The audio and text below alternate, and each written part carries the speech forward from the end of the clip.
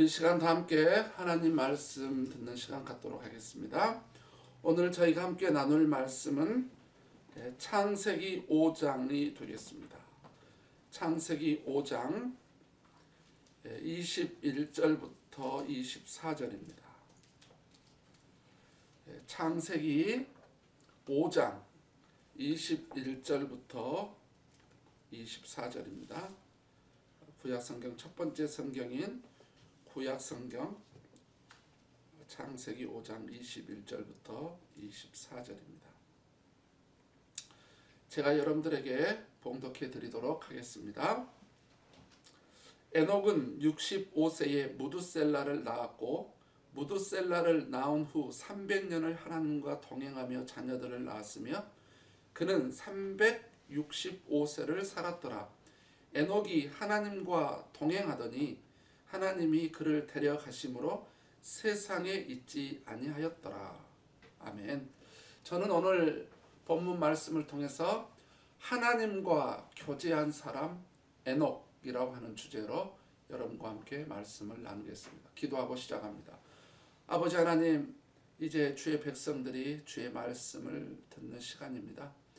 말씀을 전하는 저와 우리 듣는 양무리교회 지체들, 그리고 또 방송으로 이 말씀을 듣는 모든 사랑하는 주의 백성들에게 은혜를 베풀어 주셔서 하나님 말씀이 깨달아지게 하시고 이 말씀이 마음판에 새겨지게 하시고 그 말씀이 삶으로 연결되어 하나님 앞에 영광 돌리는 삶을 살게 하여 주옵소서. 특별히 하나님과 깊은 영적 교제를 맺었던 에녹에 대하여 이 시간 함께 나눌 때 주의 성령께서 이 시간 말씀에 은혜를 베풀어 주시기를 간절히 바라고 나오며 예수님의 이름으로 기도드렸습니다. 아멘.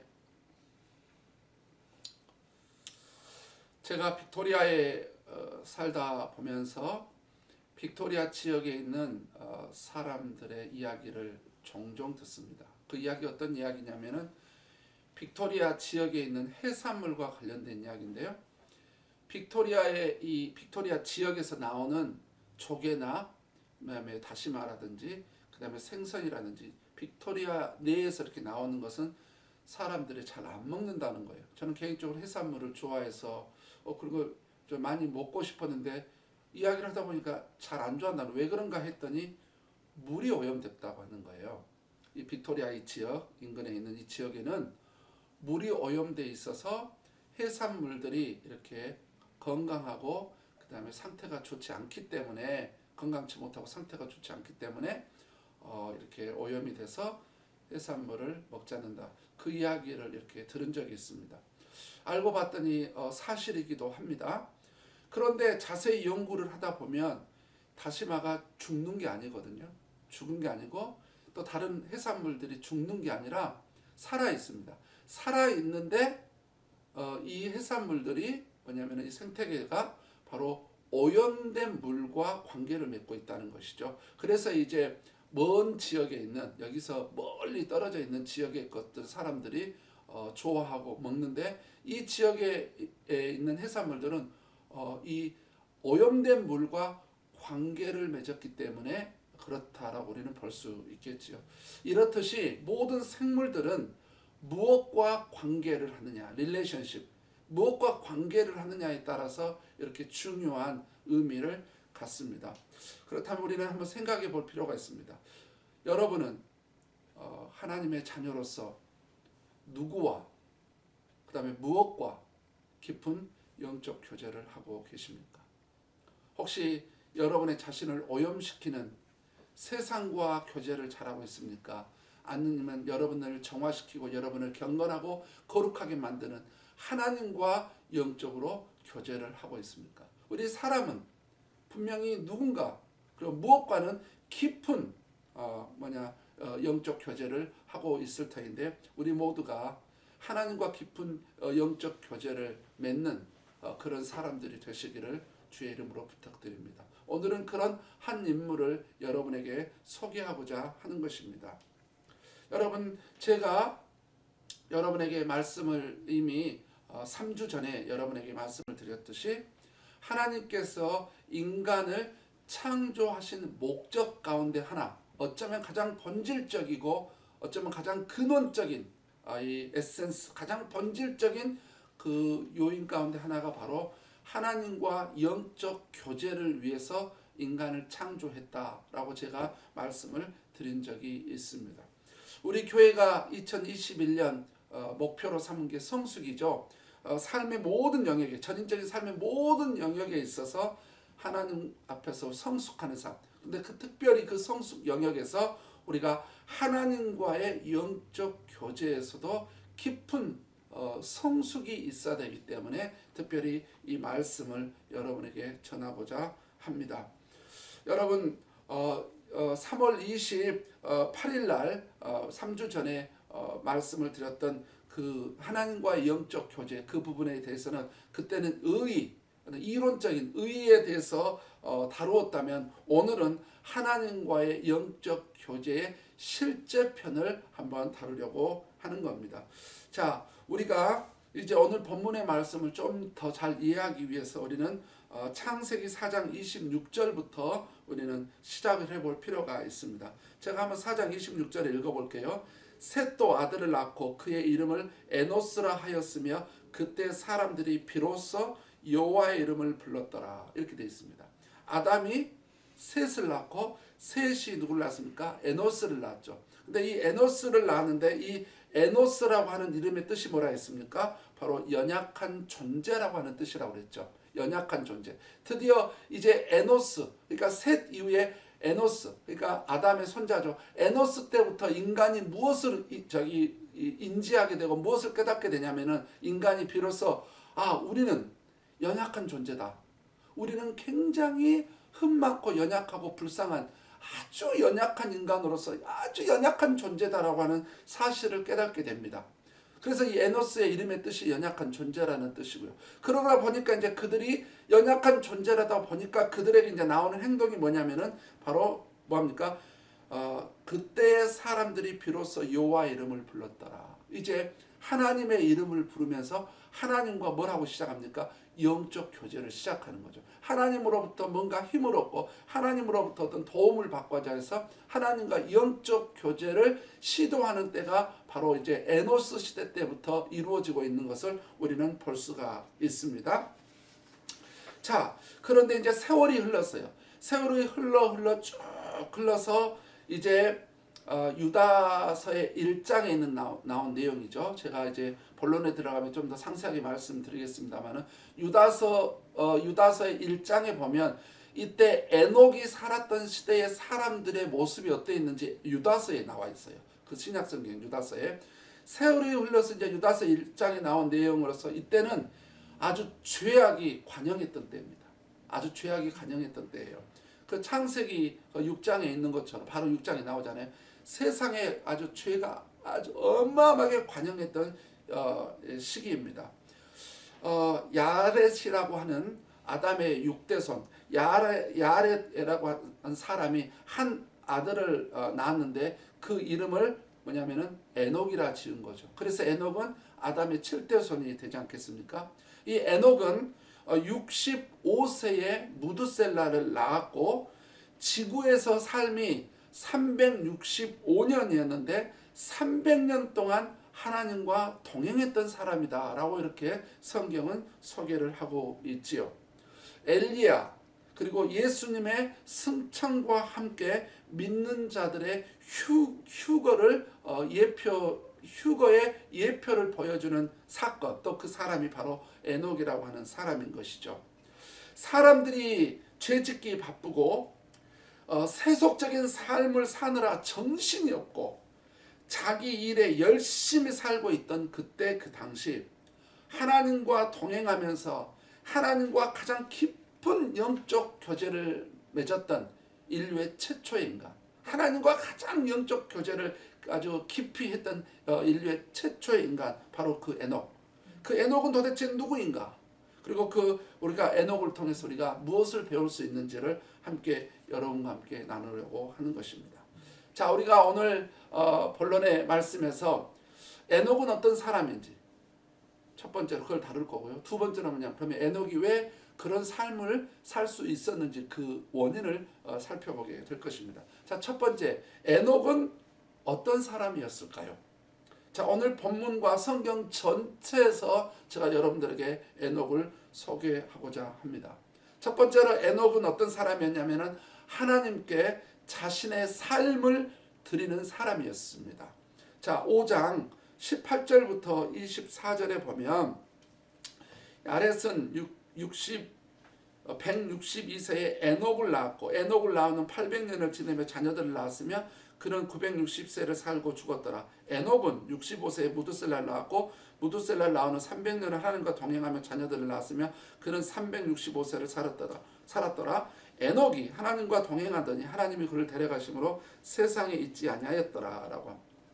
자, 여기서 제가 왜 이 말씀을 읽어드리냐면 야렛이 아들을 낳아 이름을 에녹이라고 지었거든요. 근데 이 에녹의 이름의 뜻에서 에녹이 어떤 사람인지를 알 수 있어요. 여러분, 에녹이라고 하는 사람의 이름의 뜻은 뭐냐면은 봉헌이라고 하는 뜻입니다. 바치다. 이게 명사로는 봉헌, 이게 동사로 하면 바치다라고 하는 뜻을 가진 게 바로 에녹이라고 하는 사람의 이름의 뜻입니다. 하나님과 동행했다는 에녹의 삶의 특성 중 하나가 바로 하나님 앞에 자신의 삶을 드렸다는 의미죠. 하나님 앞에 자신의 삶을 드린 사람이 바로 하나님과 동행하는 것입니다. 하나님과 동행하는 사람은 바로 하나님께 자기의 삶을 드리는 사람이고 하나님 앞에 자신의 삶을 드리는 사람들은 하나님과 동행할 수밖에 없는 것입니다. 에녹은 자기 이름에 맞게끔 자기 자신을 늘 하나님 앞에 드렸던 사람이죠. 자, 이 부분에 대해서 신약 성경에서도 하나님께서 우리에게 권면하고 있죠. 우리가 잘 알고 있는 로마서 12장 제가 1, 2절 말씀을 여러분에게 읽어드리도록 하겠습니다. 그러므로 형제들아 내가 하나님의 모든 자비하심으로 너희를 권하노니 너희 몸을 하나님이 기뻐하시는 거룩한 산 제물로 드리라. 이는 너희가 드릴 영적 예배니라. 너희는 이 세대를 본받지 말고 오직 마음을 새롭게 함으로 변화를 받아 하나님의 선하시고 기뻐하시고 온전하신 뜻이 무엇인지 분별하도록 하라. 여기 보세요. 우리가 이 세상을 본받지 않으려면 어떻게 해야 됩니까? 하나님 앞에 자기 자신을 드려야 됩니다. 바로 에녹의 삶이 그거였죠. 에녹이 그때 당시에 모든 사람들이 죄를 짓고 그 다음에 죄악에 빠져서 완전히 하나님께서 싫어하는 죄악투성에서 세속적인 삶을 살아가고 있었을 때 그는 하나님과 동행해서 그 세상 사람들처럼 살지 아니하고 하나님과 동행했던 삶을 살 수 있었던 이유가 뭡니까? 바로 자기 자신을 하나님 앞에 드렸던 사람이기 때문에 그러는 것입니다. 자, 디모데후서 2장 15절에서도 이런 말씀이 있지요. 너는 진리의 말씀을 옳게 분별하며 부끄러울 것이 없는 일꾼으로 인정된 자로 자신을 하나님 앞에 드리기를 힘쓰라. 그렇습니다. 자신을 하나님 앞에 드리기를 힘쓰라. 하나님께 자기 자신의 삶을 드린다는 것은 무엇일까요? 무슨 의미일까요? 자기 자신의 삶을 하나님 앞에 드린다는 것은 바로 하나님의 영광을 위해서 산다라고 말할 수 있겠습니다. 우리가 잘 알고 있는 리빙스턴, 아프리카 선교의 아버지 아닙니까? 여러분, 이 아프리카 정말 예수님에 대하여 전혀 아무것도 모르고 있었던 그 영혼들에게 바로 리빙스턴이라고 하는 이 사람이 선교사로, 의사인데 선교사로 거기 헌신해서 가서 정말 수많은 영혼들을 죽게 인도했던 사람, 리빙스턴. 근데 리빙스턴이 어떻게 그의 삶이 시작된지 아시죠?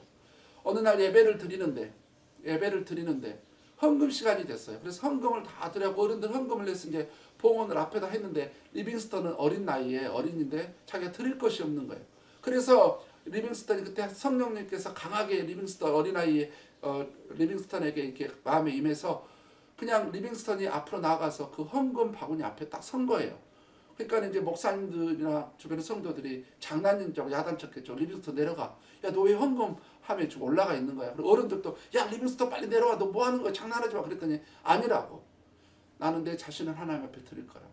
물질이 없으니까 나는 내 자신을, 내 삶을 하나님 앞에 드릴 거라고 해서 그때 리빙스턴은 하나님 앞에 그의 자신을 드렸고 그래서 그는 의사였지만은 평생 아프리카에서 선교의 삶을 살았던 사람으로서 많은 아프리카 영혼들을 죽게 인도했던 사람이 된 것입니다.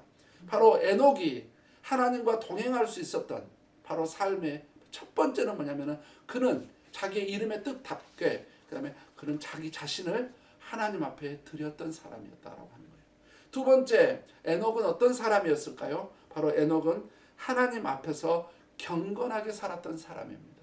하나님 앞에 경건하게 살았던 사람이에요. 자, 제가 아까 서론에서 말씀드린 유다서 말씀에서 여러분들에게 그 내용을 살펴드리도록 하겠습니다. 신약성경 유다서 예수님의 동생 유다에 의해서 쓰여진 성경이죠. 유다서 1장 14절로 15절을 보겠습니다. 여기에 유다가 에녹에 대해서 이야기를 하고 있습니다. 아담의 7대 손 에녹이 이 사람들에 대하여도 예언하여 이르되 보라 주께서 그 수만의 거룩한 자와 함께 임하셨나니 이는 무사람을 심판하사 모든 경건하지 않은 자가 경건하지 않게 행한 모든 경건하지 않는 일과 또 경건하지 않는 죄인들이 주를 거슬러 한 모든 완악한 말로 말미암아 그들을 정죄하려 하심이라 하였느니라. 이렇게 기록되어 있는 것을 볼 수가 있습니다. 이 말씀을 정리하면 이겁니다. 유다서 1장 14, 15절 말씀에 아담의 7대 손 에녹, 오늘 창세기 5장에 등장한 이 에녹이 그때 그 시대, 그 당시에 그때 그 사람들에게 이런 말씀을 한 겁니다. 에녹은 그때 그 당시 경건하지 않는 사람들을 향해서 그때 당시에 경건하지 않는 사람들에 대해서 하나님께서 임하사 너희를 심판할 거다. 너희들 그렇게 경건하게 살지 않는 것에 대하여 너희들이 그렇게 거룩하지 못하고 하나님 앞에 죄를 짓고 불경건하게 사는 이 너희들의 이 죄악에 대하여 하나님께서 반드시 언젠가는 임해서 너희들을 심판하실 것이다 라고 이렇게 말을 했다는 거예요. 에녹이. 그래서 이 에녹은 자신의 아들의 이름을 뭐라고 지읍니까? 무드셀라라고 짓죠. 무드셀라의 이름의 뜻이 뭐냐면은 심판이거든요. 심판입니다. 그래서 결국 하나님께서 노아 시대에 물로 세상을 심판하게 되지 않습니까? 그 당시 경건하지 않는 사람들은 누구이며 그들은 어떤 삶을 살았을까요? 바로 창세기 6장에 나온 사람들입니다. 바로 6장에 이제 등장하고 있는 거죠. 너무나 더럽고 큰 죄악을 행함으로써 죄악이 세상에 관영하고 또 그래서 이 관영했기 때문에 하나님께서 사람 지었음을 한탄하고 후회하셔가지고 결국 하나님께서는 급기야 홍수 심판으로 저들을 멸망시킬 수밖에 없었던 그 사람들, 죄악에 아주 늪에 빠져서 죄악이 관영했던, 항상 악했다고 그랬잖아요. 그들의 마음과 생각과 계획들이 항상 악해서 너무너무 죄가 관영하니까 하나님께서도 심지어 인간 지었음을 한탄할 정도로 많은 죄악을 지었던 그때 그 당시에 에녹이 살고 있었다는 거예요. 에녹이. 그런데 왜 에녹이 그 당시 사람들을 향하여 이러한 선포를 했을까요? 너희들 그렇게 경건하게 살지 않으면, 너희들 그렇게 더럽게 살고 추하게 살고 죄악된 살게, 너희들 그렇게 악하게 살면 하나님께서는 언젠가 너희들을 심판할 거야. 반드시 너희들 임해서 너희들을 심판할 거라고 이렇게 왜 그 말씀을 했을까요? 그것은 바로 에녹은 하나님 앞에 경건한 삶을 살았기 때문에 그러는 거예요. 하나님 앞에서 에녹은 300년 동안이나 하나님 앞에서 그는 경건하게 살았던 것입니다. 그래서 우리가 레위기에도 있고 베드로전서 1장에도 있는 말씀 기억해야 되죠. 내가 거룩하니 너희도 거룩할지어다. 이렇게 하나님과 동행하는 사람들은 하나님 앞에서 거룩하고 경건한 삶을 살게 되어 있습니다. 자, 이제 또 다른 성경에서 에녹에 대해서 뭐라고 설명을 하고 있을까요? 세 번째, 에녹은 하나님을 기쁘시게 하는 사람이었습니다. 이 부분에 대해서도 히브리서 기자 아볼로가 이야기를 합니다. 그가 얼마나 하나님을 이 땅에서 살아갈 때 하나님을 기쁘게 했는지에 대해서 선포하고 있죠. 히브리서 11장 5절을 보면 이런 말씀이 있습니다. 믿음으로 에녹은 죽음을 보지 않고 옮겨졌으니 하나님이 그를 옮기심으로 다시 보이지 아니하였느니라. 그는 옮겨지기 전에 하나님을 기쁘시게 하는 자라 하는 증거를 받았느니라. 이렇게 돼. 하나님을 기쁘시게 하는 자라 증거를 받았다.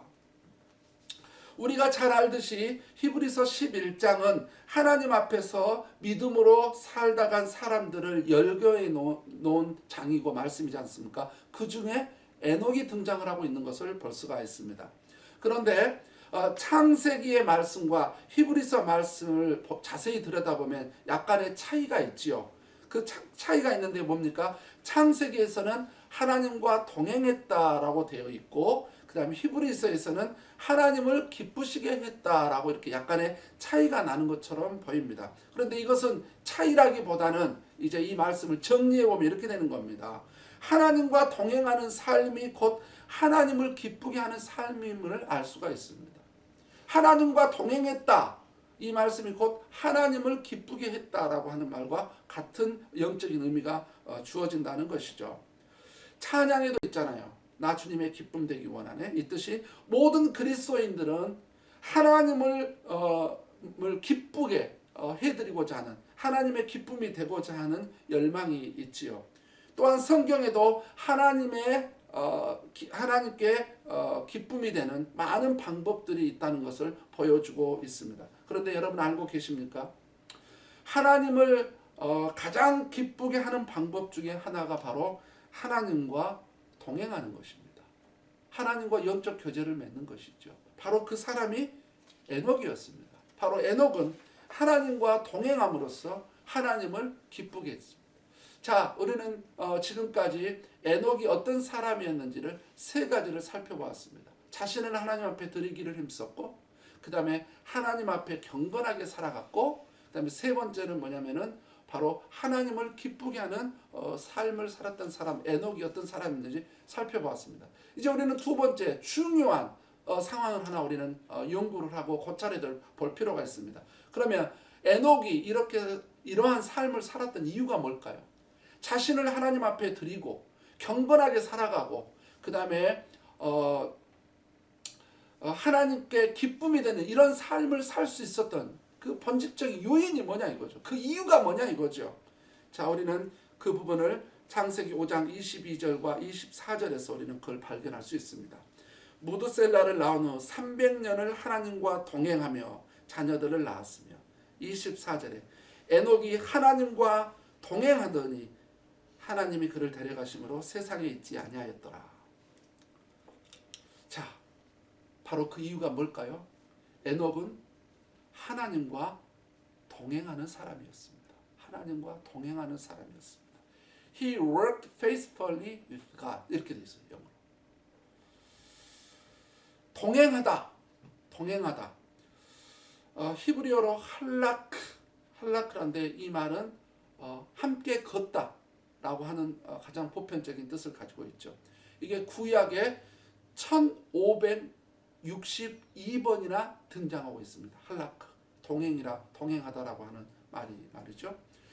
하나님과 동행했다는 것은 하나님과 걸었다, 함께 걸었다. 하나님과 동행했다, 그 말은 하나님과 함께 걸었다라고 하는 건데, 그 의미는 무엇일까요? 여러분, 전에도 제가 한번 말씀을 드린 적인데 에녹이 하나님과 손을 잡고 이렇게 같이 걸어갔겠습니까? 하나님 걸어가세요, 제가 옆에 쫄쫄쫄 따라가겠습니다. 이렇게 걸어갔다는 것은 아니지 않겠습니까? 도대체 하나님과 동행했다라고 하는, 하나님과 함께 걸었다라고 하는 이 의미가 뭔지를 우리는 좀 더 깊이 살펴볼 필요가 있겠죠. 우리는 이 의미를 좀 더 자세히 알기 위해서 함께라고 하는 히브리어 이 예트, 전치사 예트라는 말을 주목해야 할 것입니다. 예트는 히브리 말에는 몇 가지 뜻이 포함되어 있어요. 예트라고 하는 히브리 말에는 몇 가지 뜻이 이렇게 포함되어 있는데, 그런데 가장 보편적이고 가장 근원적이고 본질적인 뜻이 뭐냐면은 시간적인 의미였어요. 시간적인 의미. 뭐뭐와 함께, 나 그 사람과 함께 있어야 돼. 나 그 사람과 함께 갈 거야. 나 그 사람과 함께 동행하려고 해. 나 누구와 함께 있었다? 라고 할 때 이 함께라고 하는 말은 대부분 뭐냐면 가장 우리가 어디에 많이 있습니까? 시간적인 의미에다가 가장 많은 포커스를 두고 말을 하거든요. 나 어디에 누구와 함께 있었다? 뭐 함께했다, 뭐 함께했다라고 할 때는 시간적 의미. 그래서 구약에 이 동행했다라고 하는 이 말, 예트라고 하는 이 말이 꼭 전치사가 쓰여지는데 그게 1562번이나 사용되어진 이유라는 것이지요.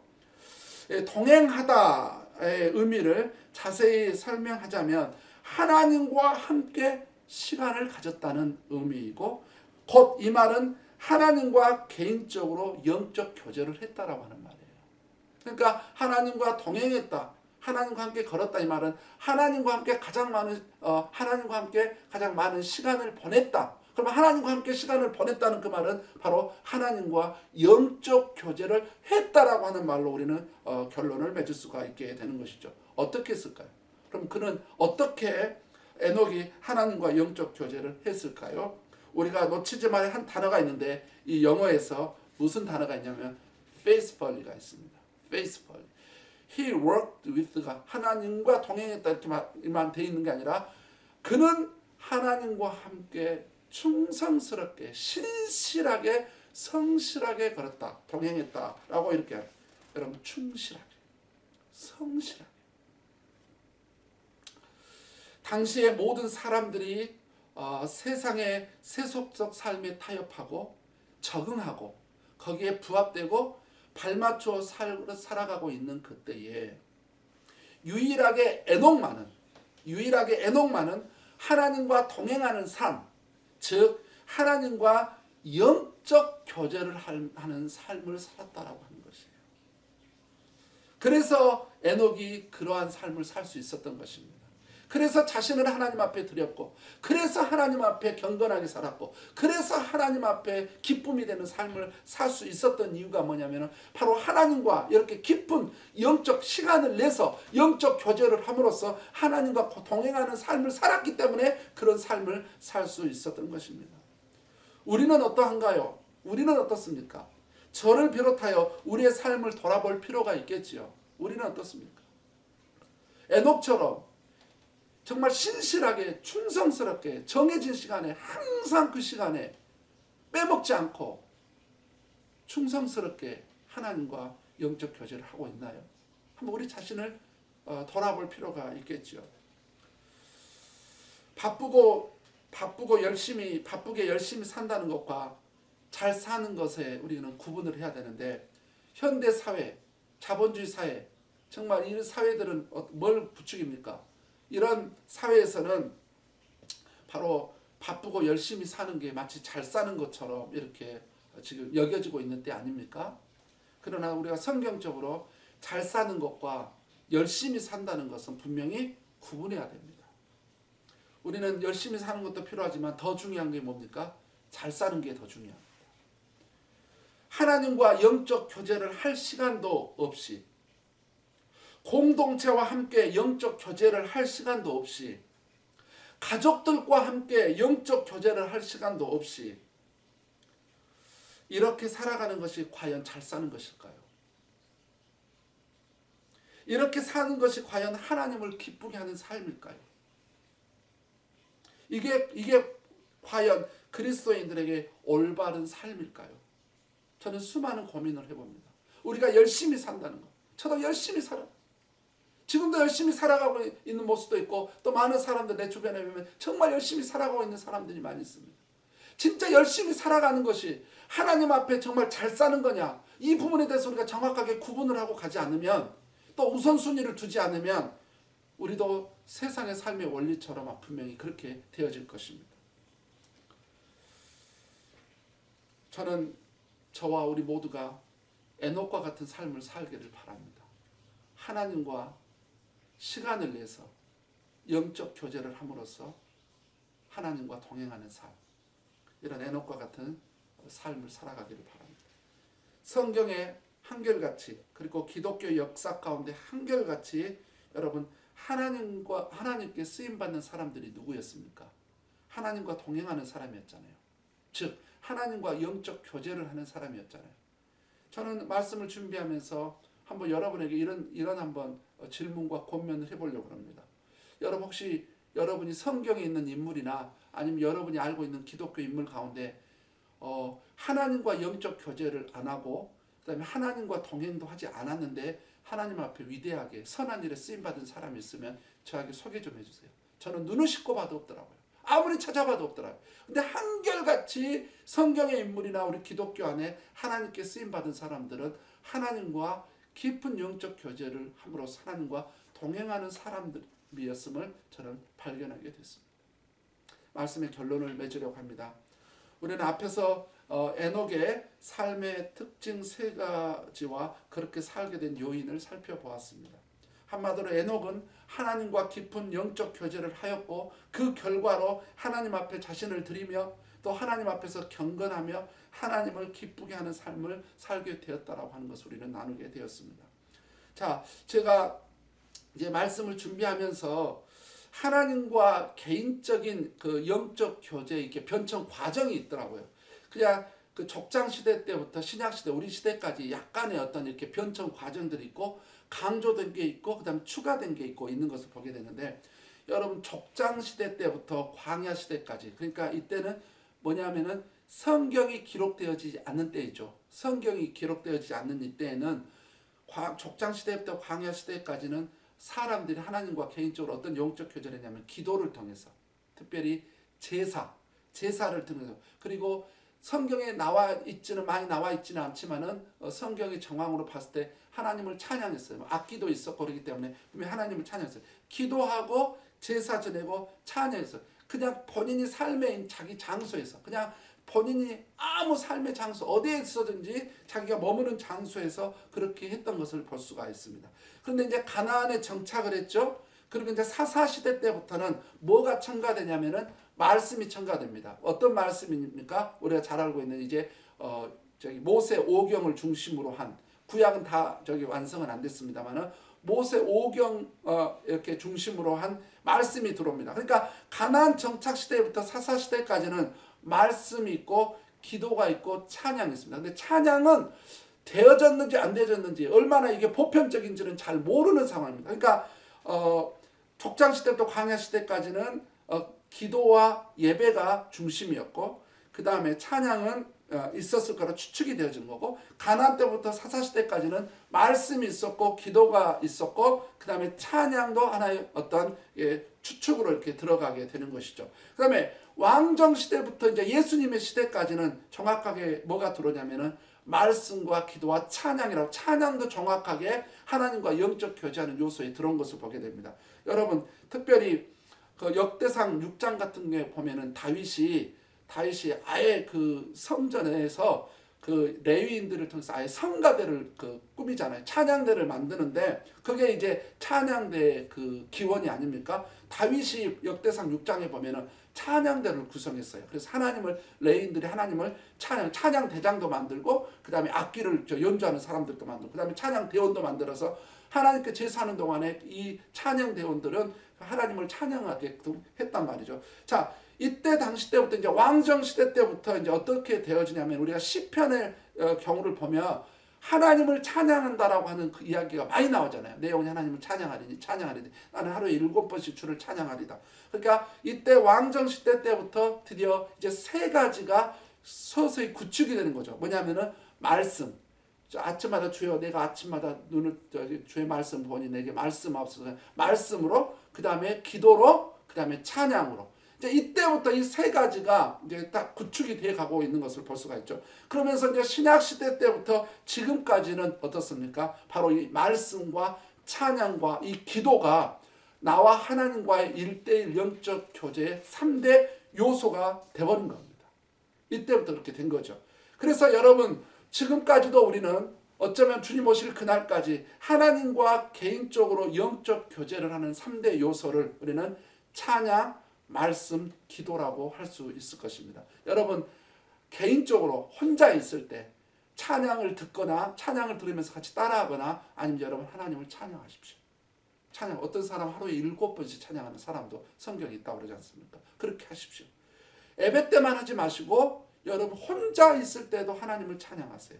그 다음에 말씀입니다. 말씀, 여러분 큐티하는 거 있잖아요. 그 다음에 개인적으로 성경을 읽는 거라든지 아니면 개인적으로 어떤 오디오를 통해서 성경을 듣는 거, 다른 어떤 사람 없이 혼자 나와 하나님과의 관계 속에서만 큐티를 하거나 성경을 읽거나 성경을 듣는 게 바로 말씀을 통해서 하나님과 교제하는 거겠죠. 그 다음에 기도입니다. 1대1로 교회의 모임, 기도 모임에만 하는 게 아니라 나와 하나님과의 1대1 기도 시간 여러분 있나요? 여러분 대부분요 교회의 기도 모임에만 기도하는 사람들의 공통적인 특징이 뭔지 아세요? 사람에게 보이려고 하는 거예요. 사람에게 보이려고 하니까 사람들이 근데 혼자 있을 때 기도하는 사람들 있잖아요. 아무도 없는데 혼자 산에 가서 혼자 골방에 혼자 차서 혼자 기도하는 사람이 진짜 그 사람이 기도의 사람인 거예요.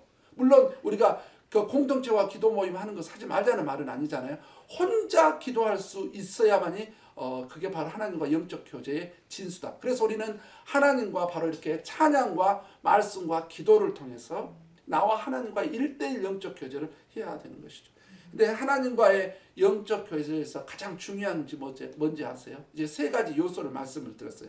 찬양과 말씀과 기도. 가장 하나님과 영적 교제에서 중요한 것은 에녹처럼 뭡니까? faithfully.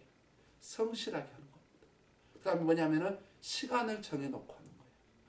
빼먹지 말고 아파도 힘들어도 하고 그 다음에 시간을 정확하게 정해놓고 시간이 나면 한다요? 없어요. 끝나고 나면 저녁에요. 다 이것저것 하다 보면 절대 남지 않아요. 시간은요 자기가 미리 떼놓지 않으면요 하기 힘들어집니다. 그래서 정말 에녹처럼 하나님과 영적 교제를 정말 함으로써 하나님과 동행하는 삶을 살려면 시간을 정해놓고 성실하게 해야 된다는 것이죠. 물론 우리는 균형 감각을 또한 놓치면 안 됩니다. 왜냐하면 내가 하나님과 기도와 말씀과 찬양으로 영적 교제를 하는 것도 중요한데 이제 그러다 보면 잘못하면은 개인 경건주의에 빠져버립니다. 이제 이게 17세기의 독일에서 시작된 그 병폐가 이제 이런 사람들의 특징이 뭐냐면은 이제 교회론에 대한 잘못된 비성경적 교회론을 갖는 거예요. 그냥 교회는 필요 없는 거예요. 나와 하나님과 1대1만 중요하다는 거예요. 근데 그때 이것을 운동을 무브먼트를 했던 그 시작을 모르는 거예요. 왜냐하면 너무 공적으로만 하고 개인적으로 안 하기 때문에 그때 개인 경건의 이 운동이 필요하다. 그래서 이것도 해야 된다고 했는 건데 사람들이 공적인 것 같이 공동체를 하는 것은 무시해버리고 이제 이것만 강조를 하게 되니까 지금도 그런 여파가 있는 거예요. 나와 하나님과의 관계만 중요하다. 이런 사람들의 특징이 뭐냐면은 그냥 우리 가정만 예배드리겠다. 나와 하나님과 그냥 교제만 중요하다. 뭐 내가 어디든 난 하나님을 섬겨요. 나 하나님 믿어요. 그러면서 이거 교회를 몰라서 그러는 거예요. 그래서 우리는 항상 말하지만 나와 하나님과의 1대1 교제도 중요하지만 하나님께서 왜 나를 몸의 지체로 두셨느냐. 여러분 팔이 떨어지면 어떻게 돼요? 죽잖아요. 귀가 떨어져서 어디 있겠어요? 여러분 반드시 여러분 예수 그리스도 믿는 하나님의 자녀들 그리스도인들은요 반드시 자기가 섬기는 로컬 처치가 있어야 되는 겁니다. 그래서 몸의 지체가 돼서 그 공동체가 함께하고 있는 영적 그 훈련들 그 다음에 이것과 그 다음 내 개인의 영적을 이 두 가지를 균형 있게 해야 되는 것이죠. 그래서 함께 그 공동체 예배드리고 함께 성경 공부하고 함께 기도하고 함께 찬양하고 이런 것도 하면서 내 개인적으로 내가 하나님과 1대1로도 하는 이 두 가지를 균형 있게 해야 된다고 하는 사실을 여러분 기억하시기 바랍니다. 뿐만 아니라 여러분 가정도 굉장히 중요하다는 사실을 기억하십시오. 교회와 그다음에 여러분 개인만 중요한 게 아니라 여러분 가족이 바로 이렇게 살아갈 수 있도록 여러분 가족들을 잘 훈련하시기 바랍니다. 저도 나름대로 한다고 했는데 더 충성스럽게 성실하게 못했던 게 지금 그렇게 후회가 되는 겁니다. 지금 우리 최근에 우리 집에서는 이제 매일마다 그걸 하고 있어서 정말 저희 가족이 너무 좋아요. 그런 부분에 있어서. 그래서 여러분의 가족들이 모였을 때 교회와 함께하고 그다음 여러분 가족들과도 매일 할 수 있으면 좋고 만약에 매일 여러분 일주일에 한 번이라도 정규적으로 여러분 가족들과 함께 영적 교제하는 시간을 갖고 그다음에 여러분 개인도 하나님하고 영적 교제를 맺고 그렇게 해서 여러분 2021년은 여러분이 하나님과 영적 교제를 하는 수준이 여러분이 하나님과 영적 교제를 하는 그 단계가 한 단계가 올라가고 성숙해 가기를 다시 한번 주의 이름으로 부탁드립니다. 여러분 우리 에녹처럼 하나님과 깊은 영적 교제를 맺음으로 시간을 내서 하나님과 동행하는 삶을 살아가시기를 주의 이름으로 부탁드립니다.